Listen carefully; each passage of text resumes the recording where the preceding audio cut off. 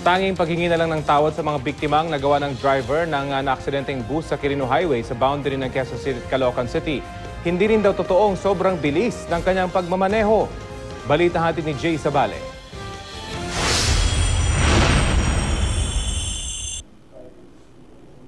Hapon na nang maaresto ng mga tiga QCPD ang driver ng valis na bus na tumakas matapos ang maligim na aksidente kahapon sa boundary ng Caloocan at Quezon City. Sa follow-up operations ng mga pulis, nadakip na si George Pasis sa isang bahay sa Bulacan matapos ituro ng kanyang ama ang kinaroroonan nito.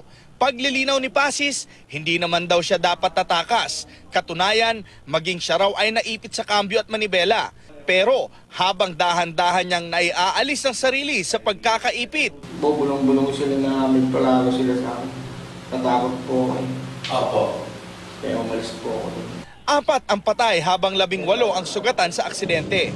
At dahil hindi alam ang sasapitin niya dahil sa pangyayari, minabuti niya raw na umuwi muna sa kanila. Ang gusto ko lang po may magpapaayos sa akin. Mag-aalala yun. Hindi naman daw sobrang bilis ng takbo niya, lalo't kabisado na niya raw ang naturang ruta. Ilang taon na rin daw kasi siyang bumabiyahe rito. Meron pong ginagawa na ano doon. Tayo hindi daw DSWD ba yun? Yung nakaano doon? DWH. DWH. Apo.